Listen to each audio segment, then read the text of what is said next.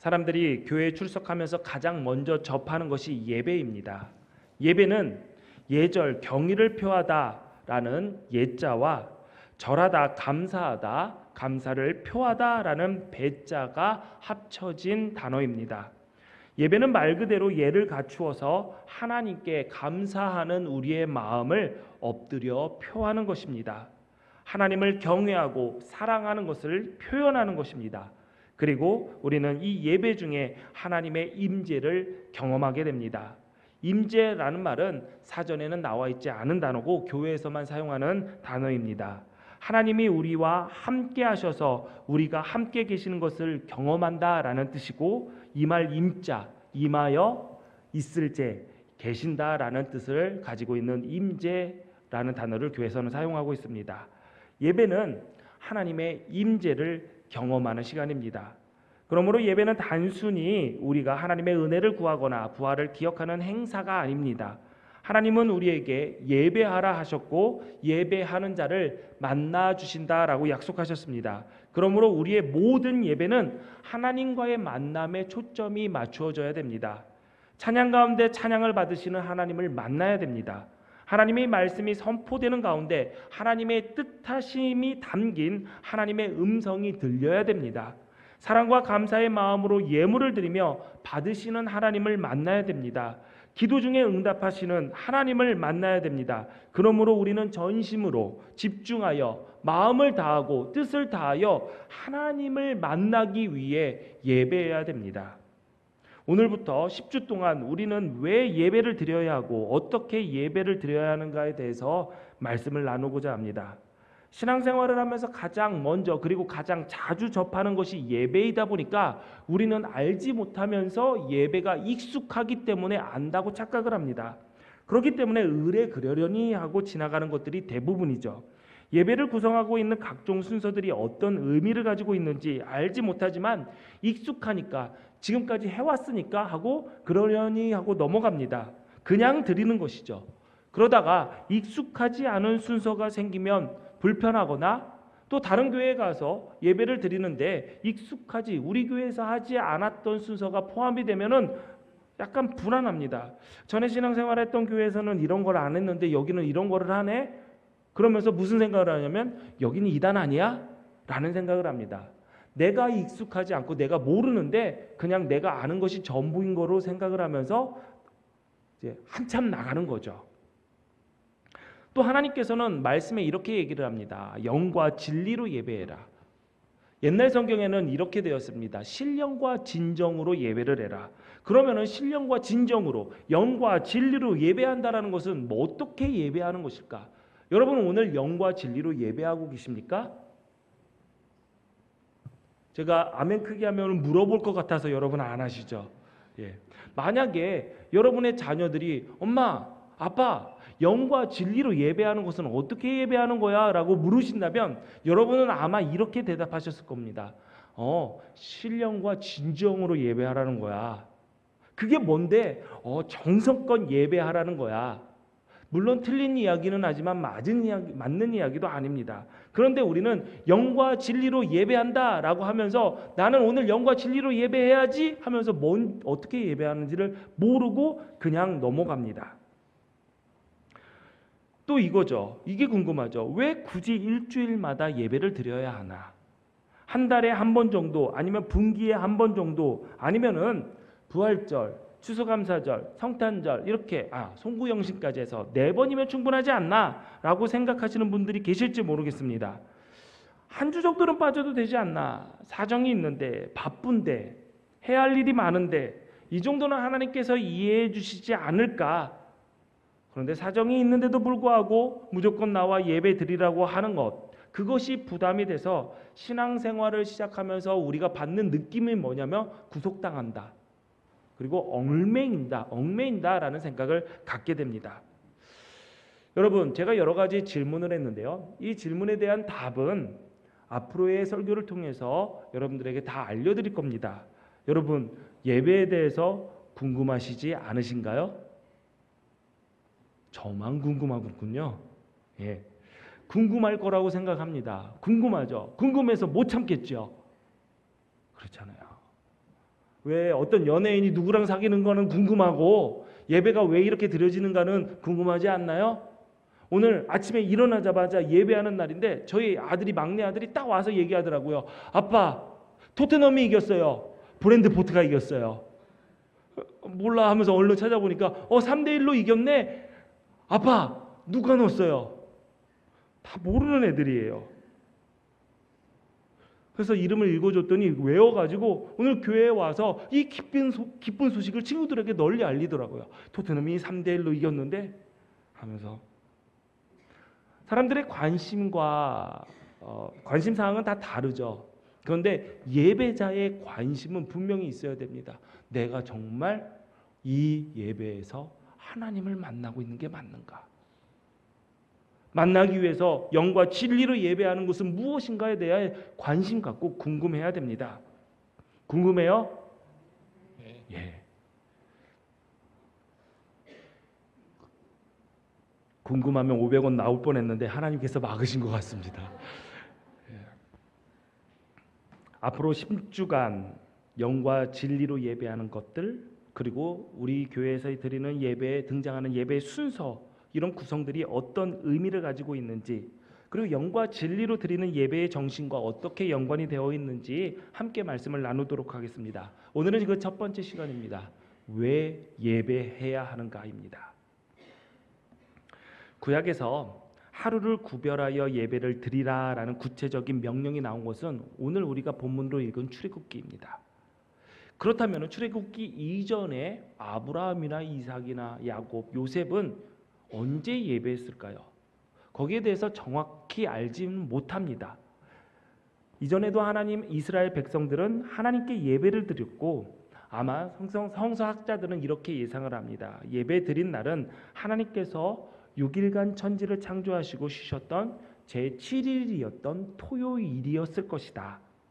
그래서 토요일은 세상의 일을 쉬면서 하나님께 예배드리는 날이라 하여 안식일이라고 불렀고, 이 안식일에 하나님께 온전히 예배드리라는 구체적인 명령이 나와 있는 것이 십계명입니다. 십계명 중에 네 번째 계명이 이 안식일에 대한 계명입니다.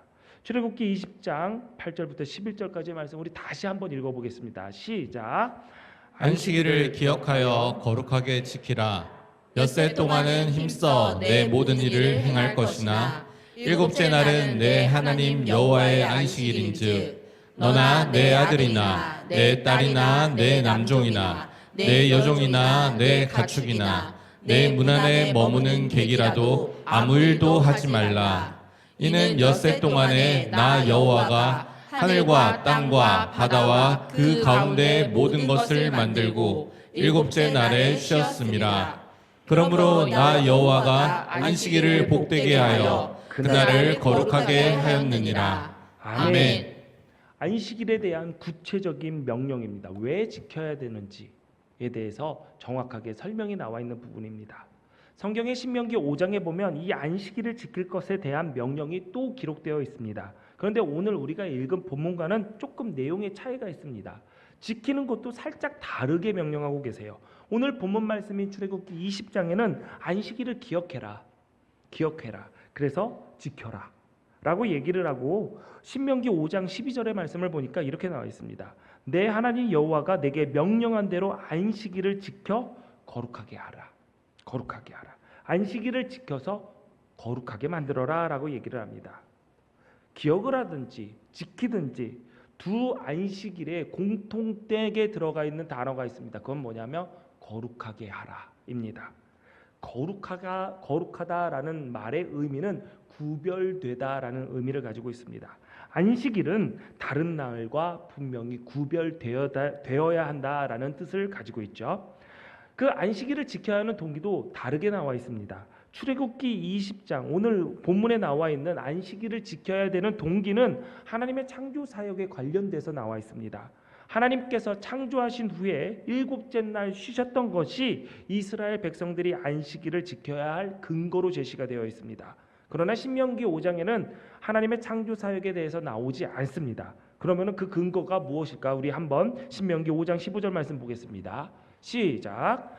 너는 기억하라. 내가 애굽 땅에서 종이 되었더니 내 하나님 여호와가 강한 손과 편 팔로 거기서 너를 인도하여 내었나니 그러므로 내 하나님 여호와가 내게 명령하여 안식일을 지키라 하느니라. 아멘. 신명기에서는 안식일을 지키는 동기가 하나님께서 너희를 이집트의 사람들 손에서 건져내셨다는 그 사실을 기억하기 위하여 안식일을 지켜라라고 말씀하고 계십니다. 출애굽기는 일하고 쉬는 관점에서 안식일의 의미를 찾았고, 신명기는 하나님께서 그분의 백성에게 베풀어 주신 구원과 해방의 관점에서 그 안식일을 지키는 근거를 제시하고 있습니다. 하나님께서 베풀어 주신 은혜, 그 구원을 기억하는 것이 안식일의 중요한 의미라는 것이죠. 이 두 가지의 말씀을 놓고 보면 왜 하나님께서 안식일을 이스라엘 백성들에게 지키라라고 명령하신지 알게 됩니다. 이집트에서 노예였던 너희를 인도해 냈다라는 것, 그 말은 노예라는 신분에서 새로운 신분을 허락하셨다라는 것을 의미합니다. 출애굽은 이집트 왕조의 노예의 민족에서 아브라함에게 약속하셨던 그 약속의 민족으로 존재의 변화를 의미하는 사건입니다. 존재가 변했다라는 것은 필연적으로 삶의 행태도 바뀌는 것을 의미합니다. 여러분, 강화도령 아시죠? 조선시대 후기에 강화도령이 있었습니다. 어디에 살았죠? 모르세요? 강화도령은 경복궁에서 살았습니다. 조선의 임금 철종을 강화도령이라고 했죠. 그는 정쟁에서 밀려서 자신이 왕족인지도 모르고 강화도에서 나무를 베면서 살았던 나무꾼이었습니다. 그냥 나무꾼으로 살았기 때문에 나무꾼이 살던 집, 나무꾼이 먹던 밥, 나무꾼이 해야 할 일을 하고 동네에 좋아했던 처자도 있었던 걸로 알고 있습니다. 그런데 어느 순간 갑자기 너가 조선의 임금이요 하고 경복궁으로 데려갔어요. 당시에는 경복궁이 없었죠. 고종 때 증거는 했으니까 그때는 경복궁이 없었어요. 그때 조선의 궁궐로 데리고 갔습니다. 그리고 왕의 옷을 입히고 왕의 음식을 주고 왕의 일을 하게 했습니다. 당연히 하루아침에 모든 것이 바뀌었죠. 말과 행동과 생각과 모든 것이 바뀔 수밖에 없었습니다. 신분이 바뀐다라는 것은 그런 것입니다. 이집트의 노예에서 하나님께서 선택하신 약속의 민족으로 존재가 바뀌었습니다. 그렇다면 삶도 당연히 바뀔 수밖에 없겠지요. 무엇이 바뀌었을까요? 하나님께서는 그들에게 새 신분을 허락하시면서 무엇을 먼저 바꾸게 하셨을까요? 그것이 바로 안식일을 지키는 것으로 그들의 신분이 바뀌었음을 천명하신 것입니다. 그렇다면 안식일을 왜 지키는 것이 그런 민족 신분의 변화를 의미하고 일과 쉼의 관계에서 어떠한 의미를 가지고 있는지 안식일을 지키는 정신을 보면은 알게 됩니다. 첫 번째, 안식일을 지키는 그 정신은 신분이 변화됐다라는 것을 인정하고 기억하고 천명하는 것입니다. 내가 노예에서 자유민족으로 새 신분을 얻었고 하나님께서 그 은혜를 허락하셨다는 것을 기억하기 위해서 안식일을 지키는 것이고, 두 번째로 하나님의 삶의 방식을 따르겠다라는 결단입니다. 하나님께서 천지창조를 완성하시고 다음 날 쉬셨습니다. 하나님께서 쉬신 이유가 무엇일까요? 일이 너무 지겨워서? 일이 너무 고되어서? 에너지를 다 고갈하여서? 그것이 아닙니다. 하나님의 창조가 더 이상 손댈 것이 없이 완전했음을 의미하기 때문에 창조를 마치신 후에 하나님은 일곱째 날 쉬셨습니다. 그렇다면 이해가 돼요. 그래, 하나님의 창조가 완전했기 때문에 쉬는 것이구나. 창조에 더 이상 손댈 것이 없으니 일할 이유가 없구나. 여기까지는 이해가 됩니다. 그런데 그 뒤에 쉼의 결과, 창조의 끝에 쉼의 결과에 대해서 본문 11절에는 나와 있습니다. 완벽한 창조의 결과가 어떻게 되었나? 한번 읽어볼까요? 시작. 그러므로 나 여호와가 안식일을 복되게 하여 그날을 거룩하게 하였느니라. 아멘. 하나님께서 쉬셨기 때문에 이 날이 복을 받고 거룩하게 되었다라는 것이죠. 일단 거룩하게 되었다라는 것은 구별되었다라는 겁니다. 하나님께서 쉬심으로 그 날을 거룩하게 구별하셨고 그 날을 복되게 하셨다. 그 날을 통하여 복을 흘려주시겠다라고 약속하신 것입니다. 그러니까 이 안식일의 복은 무슨 의미냐면 하나님의 창조는 완전하기 때문에 완벽하기 때문에 너희들에게 거의 창조 세계에 살아가는 피조물인 너희에게는 부족함이 없다. 부족함이 없게 내가 풍성하게 채워주겠다라는 하나님의 약속이라는 것이죠. 내가 하루 일을 하지 않고 쉬어도 하나님의 창조는 완전하기 때문에 그 창조 세계 속에서 주님이 주시는 복으로도 충분하다라는 그 믿음을 가지고 안식일을 지키는 삶의 방식을 보이라고 이스라엘 백성들에게 명령한 것입니다. 6일 일하고 7일은 쉬는 것, 7일째 쉬는 것은 단순히 너무 많이 일하면 힘드니까 하루 쉬어라가 아닙니다. 생산성을 높이기 위해서 재충전하는 시간을 가지라라는 의미가 아닙니다. 이것은 하나님께서 일하시는 방식이고 하나님의 창조 세계의 순서고 질서이며 그러므로 하나님께 선택된 민족인 이스라엘은 하나님의 자녀답게 그들의 민족답게 하나님 나라의 백성답게 하나님의 방식을 따라라.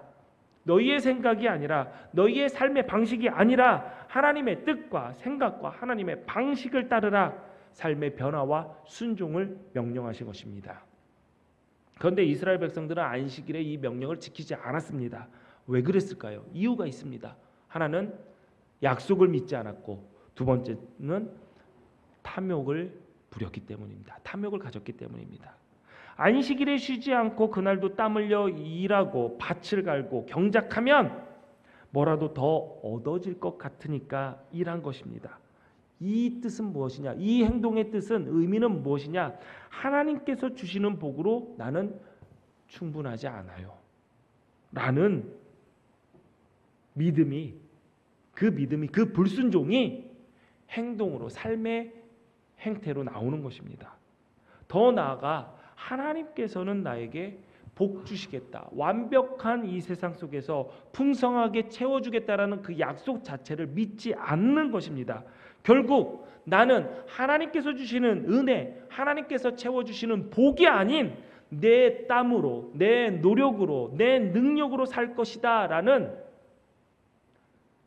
불순종, 불신앙의 행위라는 것이죠. 그래서 하나님께서는 안식일의 규례를 지키지 않았던 이스라엘 백성들에게 진노하셨고 그들을 심판하셨던 것입니다.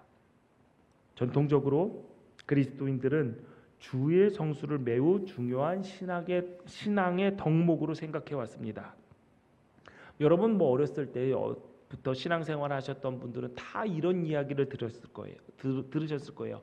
목숨 걸고 뭐를 지켜라? 주의를 지켜라. 예. 그래서 종종 아파도 엄마 손에 끌려서 와가지고 교회에 와서 알았던 분들도 계실지 모르겠습니다. 제가 그랬습니다. 저는 아파도 끌려와서 약 먹으면서 교회 뒤에 거기서 눕혀놓고 저희 아버지는 이제 예배드리고 그러면서 주의를 지키게 하셨어요. 그렇게 주일 성수 거룩하게 지켜라 라는 이 말은 안식일을 거룩하게 지키라라는 명령을 주일에 적용한 것입니다. 엄밀히 따지면 주일은 안식일을 지키는 것과 상관이 없어 보입니다. 그런데 왜 교회는 그리스도인들은 10계명의 하나님의 명령인 이 4계명 안식일을 기억하여 거룩하게 지키라는 이 계명을 어기고 왜 한 주의 첫 번째 날인 첫날인 일요일에 예배를 드리는 것일까요? 그것은 안식일의 계명을 통해서 하나님이 의도하신 신분과 삶의 변화가 예수 그리스도의 십자가와 부활을 통해서 우리에게 이루어졌기 때문입니다. 신약 성경 안에서 초대 교인들이 예수 그리스도의 부활을 기념하기 위해 한 주의 첫날 곧 일요일에 모여서 기도하고 예배하고 교제했다라는 증거들이 성경에 나와 있습니다. 그리고 그들은 일요일 태양의 신의 날을 다른 이름으로 부르기 시작했습니다. 주님의 날, 주의 날, 줄여서 주일이라고 부릅니다. 오늘 주일에 우리가 드리는 이 예배는 하나님의 은혜 안에서 새로운 존재인 우리가 나의 삶의 방식이 아닌 하나님의 방식으로 따라 살아가는 것이자 예수만으로 충분한 하나님 나라의 백성, 그 신분을 가졌다라는 것을 고백하는 행위입니다. 여러분 다 알고 여기 와서 예배 드리시는 거잖아요. 그렇죠? 아닌가요?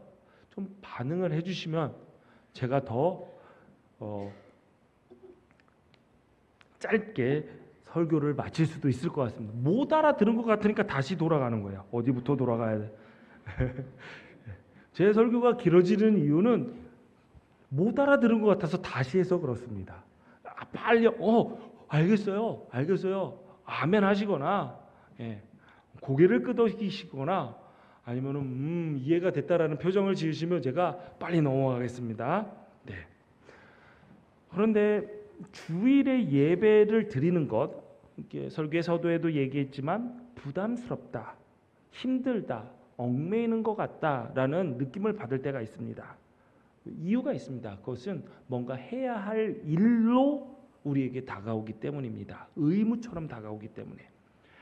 오늘 사계명을 보면 안식일에서 가장 중요하게 언급되는 단어가 있습니다. 뭐 하는 거죠? 쉬는 겁니다. 쉬는 거. 오늘 본문에 쉬라라는 얘기가 굉장히 많이 나옵니다. 구약 성경에 쓰여져 있는 언어는 히브리어입니다. 한 단어에 많은 의미를 가지고 있는 언어이죠. 우리나라 말도 마찬가지입니다. 듣다라는 말도 여러 가지 의미를 가지고 있잖아요. 들려? 그러면은 소리가 듣는 행위를 들리는지를 묻는 거고, 야, 내 말 좀 들어라라는 것은 실천하라라는 의미를 가지고 있고, 또 뭐가 있죠? 네, 여러 가지 의미가 있죠. 이제 좀 듣겠어? 이해하다라는 의미도 있죠. 잘 들었어? 라는 말은 이해하다라는 의미도 가지고 있어요. 히브리어도 그렇습니다. 풍부한 의미를 가지고 있는 히브리 단어를 말할 때 빼놓을 수 없는 단어가 있습니다. 그거 아바드라는 단어예요. 아바드. 이 단어를 가지고 있는 대표적인 의미는 섬기다, 종, 일하다, 거기에 예배하다가 포함이 되어 있습니다. 우리가 볼 때 일하는 것과 예배하는 것은 의미의 연관성이 없어 보이는데 왜 예배가 일하다라는 의미를 가지고 있는 이 아바드와 연결이 되어 있을까? 성경의 문화 속에서 이 의미가 연결될 수 있는 있음을 보여주는 예가 출애굽기에 나와 있습니다. 8장 1절에 보니까 여호와께서 모세에게 이르시되 너는 바로에게 가서 그에게 이르기를 여호와의 말씀에 내 백성을 보내라 그들이 나를 섬길 것이니라 라고 했습니다. 여기에서 내 백성을 보내라 그리고 섬길 것이라 라는 이 보내라와 섬길 것이라 라는 단어가 아바드와 아바드의 파생 단어에 나온 단어입니다. 그러니까 이 말씀의 의미는 아바드의 다양한 의미를 염두에 두고 풀어보면 이렇습니다. 바로는 이스라엘 백성들이 하나님을 섬길 수 있도록 노예 상태에서 해방시켜라 라는 의미입니다. 해방시켜라, 놓아주어라 라는 이 행위도 아바드고 섬기다, 예배하다 라는 것도 아바드입니다.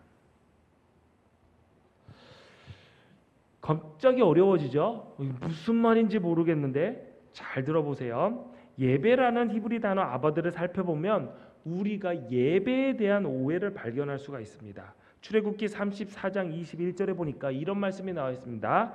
너는 엿새 동안 일하고 일곱째 날에 쉴지니 여기에서 일하다라고 번역된 히브리어 단어가 아바드입니다. 아바드. 쉬다라는 쉬다로 번역된 단어는 사밧이라는 단어입니다.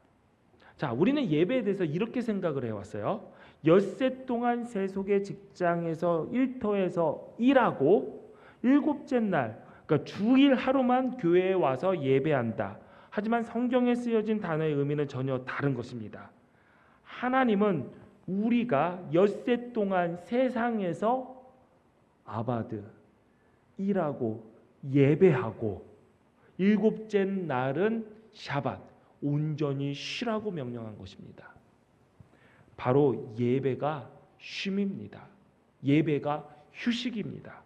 일을 멈추고 예배를 멈추고 섬김을 멈추고 하나님의 은혜를 기억하고 찬양하고 축하하면서 영적으로, 육신적으로, 정신적으로, 심리적으로 쉼을 갖는 것이 바로 우리가 주의를 지키는 것입니다.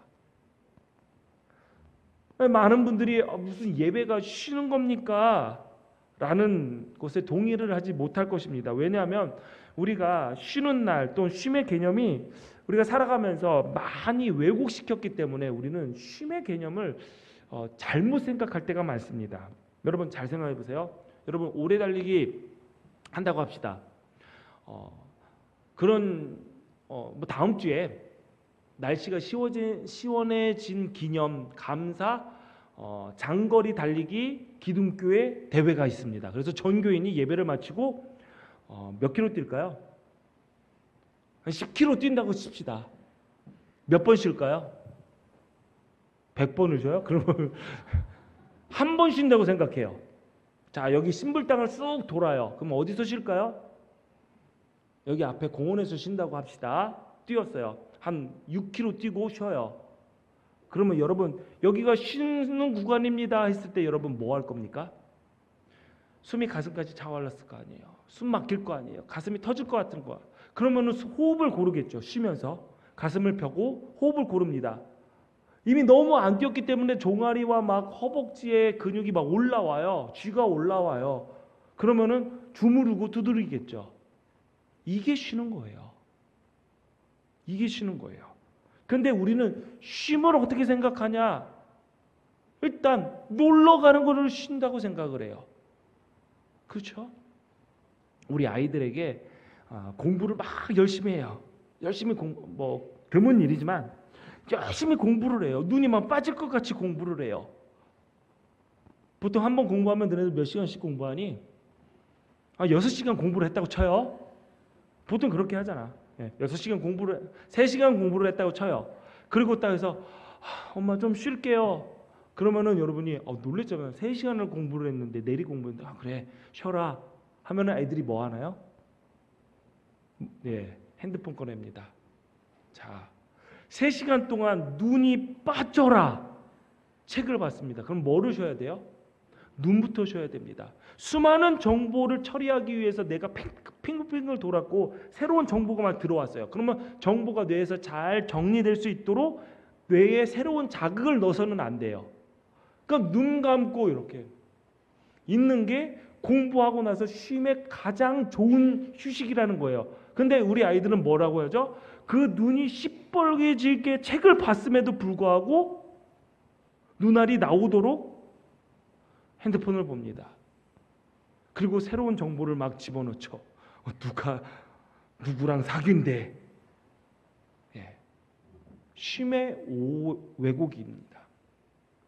여러분 여느 때 여러분 잘 쉬셨나요? 저도 월요일 날 쉬어야 되는데 쉬었어요. 그래서 여행을 갔습니다. 어디로 여행 가냐면 용인에 있는 에버랜드를 갔습니다. 저는 에버랜드를 정말 수십 번을 간 것 같아요. 100번 넘게 갔을지도 모르겠어요. 그 정도는 아닌 것 같은데 굉장히 많이 갔습니다. 가까운 곳에서 살았고 소풍도 에버랜드였고 그냥 버스 한 번 타면은 20분이면 가는 동네에 살았기 때문에 에버랜드를 자주 갔던 것 같아요. 그런데 단 한 번도 개장 시간에 가서 폐장 시간에 나온 적이 없었습니다.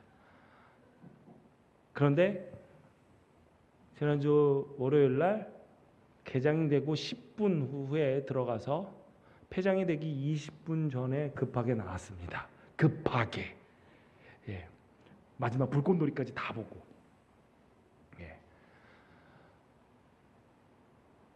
너무 힘들었습니다. 두통이 몰려오고 목이 마르고 그래서 약을 먹어가면서 비타민 B도 챙겨 먹고 C도 챙겨 먹고 머리가 아파서 두통약도 챙겨 먹으면서 에버랜드에서 쉬었습니다. 쉬긴 뭘 쉬어요. 집에 오니까 11시 반이던데. 그리고 그렇게 충분한 휴식을 취하고 그 다음날 하루 종일 아팠습니다. 누워 있었어요. 네. 많은 사람들이 쉬는 날 쉬러 여행을 갑니다. 이렇게요. 예. 대표적으로 운전을 비롯하여 이동을 위한 에너지 소모, 육체적인 피로, 스트레스, 뭐 넓은 데 가서 가슴이 상쾌해지고 가슴이 탁 트인다라고 생각될지 모르겠지만 뭐 캠핑 좋아하시는 분들 캠핑 가서 뭐 해야 되죠? 텐트 쳐야 되잖아요. 빵치질 해야 되잖아요. 빵치질하고 또 뭐예요? 바베큐 한다고 불 피워야 되고 그러면서 쉬었다고 생각을 합니다. 에너지 소모가 많이 됐죠. 그래서 증후군이라는 게 휴일 증후군이 생기잖아요. 왜냐하면 휴일 증후군은 왜 생기냐면 힘들어서 일해야 되는데 일할 능력이 힘이 남아있지 않기 때문에 몸이 돌아가지 않은 게 그게 휴일 증후군입니다. 일하기 싫잖아요. 쉬어서가 아니라 다시 일할 너무 열심히 놀아가지고 일할 힘이 남아있지 않기 때문에 처지는 겁니다. 또 쉬는 날 자신이 하고 싶은 일을 하면서 휴식을 취한다고 생각을 해요. 쉬는 날을 보면 새벽부터 사회인 야구장, 축구장, 골프장, 낚시터 등 수많은 곳에 처자식을 팽겨쳐주고 취미 생활을 하러 즐기러 나온 많은 아빠들이 있습니다. 그러면은 막 얘기를 하죠. 아내가 가족들이랑 시간을 보내면서 쉬어. 그러면은 아빠들은 뭐라고 얘기를 하죠? 거기 가야지 내가 쉬는 거야. 이게 내가 쉬는 거야 하면서 그 땡볕에 공을 쫓아 개거품을 흘리면서 뛰어다니는 거예요. 그러면서 어떻게 와요? 쉬었으니까 강건해진 육체로 돌아와야 되는데 절뚝절뚝하면서 오는 거죠. 그래서 파스를 붙이고. 많은 사람들이 또 금요일 저녁 혹은 토요일 밤에 잠을 안 자고 놀면서 몸을 혹사하는 경우가 많습니다. 왜? 내일은 쉰다라고 생각하기 때문에. 그런데 쉬지 못하고 앓는 경우가 대부분입니다. 쉬는 날은 나태함을 허용하는 날이 아닙니다. 내일 쉰다라고 하면은 나 늦잠 자야지라는 말이 먼저 나옵니다. 물론 잠도 휴식이기는 합니다. 그런데 쉰다는 핑계로 그저 시간만 죽이는 경우도 많죠. 소파에 널브러져서 TV 리모컨을 누르면서 그냥 시간을 보내거나 아니면은 TV가 아니라 그냥 뭐 휴대폰을 보면서 한두 시간 뭐 3-4시간 이렇게 보내는 경우들이 많습니다. 휴식과 나태함은 분명히 구분이 됩니다. 휴식은 휴식 이후에 무언가 일을 하기 위해서 새 힘을 얻고 충전하는 것이 휴식입니다. 나태함은 무언가를 새 힘을 얻고자 하는 것이 아니라 그냥 시간아 가라 하고 흘려보내는 것이죠. 이렇게 우리는 휴식을 오해를 합니다. 쉼을 오해합니다. 그래서 어떻게 예배가 쉼이 될 수 있느냐라고 반문하게 되죠. 그렇다면 쉼의 올바른 개념이 뭘까요? 첫 번째, 쉬려면 짐을 내려놔야 됩니다. 여러분 군대 가신 분들, 갔다 오신 분들 군장 메고 다 행군하셨을 겁니다. 25kg가 되는 군장을 메고 보통 50분을 걸어갑니다. 4km 정도 걷죠. 그리고 10분간 휴식을 합니다. 현 위치에서 10분간 휴식이라는 소리 들으면 가장 먼저 하는 게 뭐죠? 군장을 내려놓습니다. 어깨에 군장을 내려놔요. 10분간 휴식하면서 군장을 그대로 쥐고 이렇게 서 있는 사람들 아무도 없습니다. 군장을 내려놔서 어깨의 짐부터 무게부터 내려놓는 것이 쉼입니다. 예수님께서는 자신에게 와서 짐을 내려놓고 쉬라고 말씀하고 계십니다. 마태복음 11장에 보니까 수고하고 무거운 짐진 자들아 다 내게로 오라 내가 너희를 쉬게 하리라 나는 마음이 온유하고 겸손하니 나의 멍에를 메고 내게 배우라 그리하면 너희 마음이 쉼을 얻으리니 이는 내 멍에는 쉽고 내 짐은 가벼움이니라 하시니라. 또한 휴식의 목적은 아까도 얘기했지만 새 힘을 얻기 위함입니다. 예수 믿고 구원받아 하나님의 자녀가 된 우리는 하늘에서 공급하시는 힘으로 살아가는 존재입니다. 이사야 말씀 우리 같이 함께 읽습니다. 시작. 소년이라도 피곤하며 곤비하며 장정이라도 넘어지며 쓰러지되 오직 여호와를 앙망하는 자는 새 힘을 얻으리니 독수리가 날개치며 올라감 같을 것이요 다른 박질하여도 곤비하지 아니하겠고 걸어가도 피곤하지 아니하리로다. 아멘. 이렇게 휴식은 짐을 내려놓고 새 힘을 얻는 것입니다. 이 모든 것이 가능한 것은 하나님 안에서입니다. 자, 많은 사람들이 목사는 주일날 일하고 어느 날 쉬죠? 월요일날 쉰다라고 생각을 하고 있습니다. 주일날 설교를 1부, 2부, 3부 설교를 하고 교육도 있고 여러 가지 신앙 상담도 있고 여러 가지 일을 하고 나서 목사님 월요일날 쉬셔야 되지 않습니까? 그래서 많은 목사님들이 월요일날 쉬고요. 저는 그런 경우도 봤습니다. 월요일날 전화도 못하게 하는 그러한 교회도 있다고 들었습니다. 그래서 가끔 어떤 분들이 월요일날 저에게 연락을 할 때 항상 이렇게 전화하시는 분들이 전화하거나 그럴 때 목사님 월요일날 쉬시는데 죄송해요. 급해서 연락드렸습니다. 라고 그렇게 전화하시는 분들이 꽤 있었습니다. 주일날 일했으니까 목사도 사람이니까 월요일날 쉬어야 되지 않느냐? 그러면은 하나님의 말씀에 부합되지 않습니다. 제가 처음으로 부천 기둥교회 고신일 감독님 계시는 곳에 갔을 때 감독님이 이러시더라고요. 이 말씀을 하면서 왜 목사들이 월요일날 쉬어야 되냐? 그러면서 월요일도 출근시켰습니다. 그러면 저는 언제 쉬었을까요? 월요일부터 주일까지 계속 출근을 했습니다. 이렇게 불쌍하게 보세요. 네. 월요일 날은 그래도 빨리 퇴근시켜 주셨어요. 오후 3시에. 오후 3시에 퇴근을 시켜줘서 월요일 날도 출근을 했고요. 근데 그 감독님이 하신 말씀이 그랬어요. 다른 교인들도 똑같이 주일날 와서 예배했는데 왜 목사 그리고 월요일날 나가서 일터에 나가서 일하는데 목사는 왜 월요일날 남들 일할 시간에 왜 목사는 쉬냐? 나와서 일해라. 주일날 쉬었지 않느냐 하면서 일했어요. 자, 그러한 곳을 제가 나와서 천안기둥교회를 개척을 했습니다. 어떻게 할까요?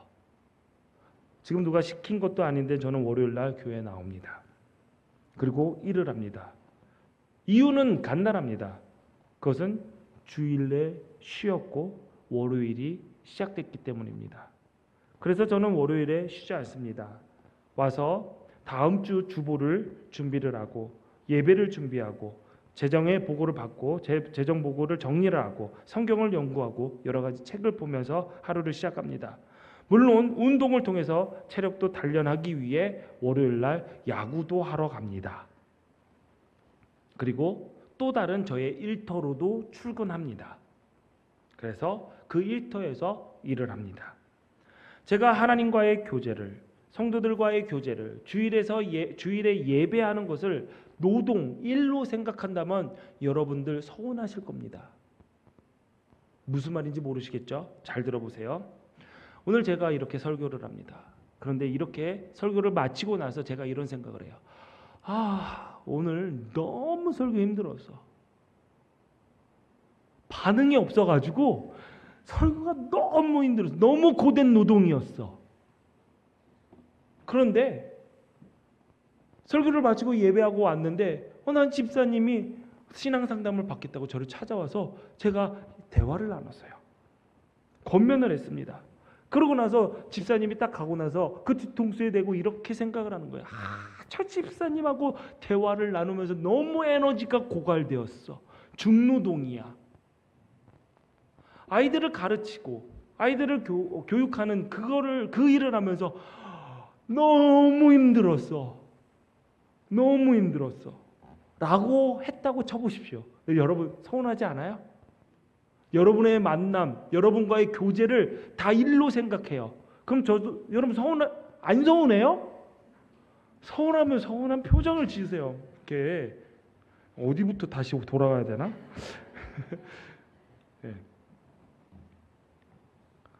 하나님의 일을 감당하고 하나님께서 쉬라고 명령하신 이 주일에 와서 여러분과 교제하고 하나님을 만나는 일을 일로 생각한다면, 노동으로 생각한다면 여러분, 우리의 삶의 방식은 다 꼬입니다.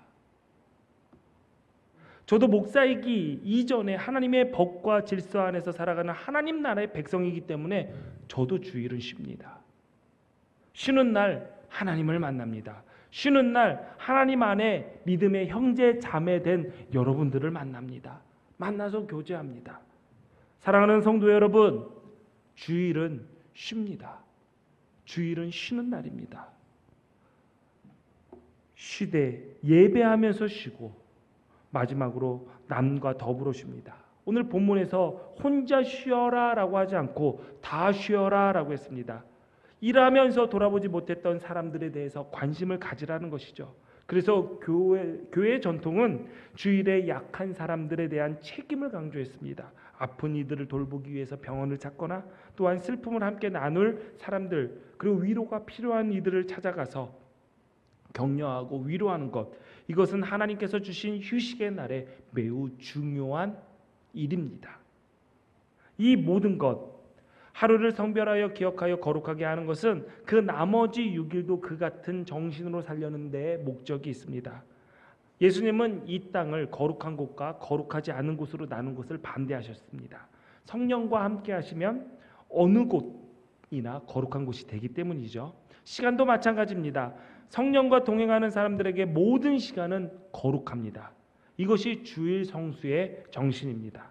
일주일 가운데 하루를 구별하여 우리에게 구원을 허락하신 예수 그리스도의 은혜를 기억하고 축하하고 구원의 은혜가 우리 마음 안에 살아있게 함으로써 나머지 엿새 동안 그 은혜의 힘으로 살아가도록 하는 것이 바로 우리가 주일에 샤밧 예배하며 쉬는 목적이자 정신입니다. 우리가 매일 경건 생활을 하죠. 하나님의 말씀을 묵상하고 큐티하고 기도하는 것도 바로 이 이유입니다. 하루의 시간을 거룩하게 구별하여 하나님과 함께하는 시간을 가짐으로써 이 하루 전체의 24시간을 하나님과 동행하는 거룩한 시간으로 만들려는 정신이 바로 우리가 매일매일 정해놓는 경건의 시간의 이유이자 목적입니다. 존 웨슬리 목사님은 자신의 일기에 이렇게 썼습니다. 매일이 성일이다. 매일이 주일이다. 여러분, 그리스도인들 새로운 신분을 얻은 우리는 이 고백에 이은 삶을 살아내야 됩니다. 그리고 그 증거로서의 삶도 살아야 됩니다. 여러분, 오늘 예배하면서 하나님을 만나고 하나님께서 허락하시는 하나님 앞에 짐을 내려놓고 또한 하나님께서 주시는 은혜의 복을 받고 새 힘을 얻어나가 내일부터 시작되는 세상에 나가서 하나님께 예배해야 하는 아바드의 삶에 승리하시기를 주님의 이름으로 축원합니다. 아멘. 기도하시겠습니다. 전능하신 하나님, 우리가 예배할 수밖에 없는 존재임을 깨닫게 하시니 감사합니다. 우리를 창조하시고 죄의 종 불순종의 자식에서 영광스러운 창조주의 자녀로 삼아주신 은혜를 잊지 않고 변화된 신분에 합당하게 예배하는 자로 살게 하여 주옵소서. 이 시간 고개 숙여 기도하는 하나님의 백성을 기억하시고 세상에 나가 주의 백성으로 승리하며 살아갈 수 있도록 능력을 더하여 주옵소서. 예수님 이름으로 기도하옵나이다. 아멘.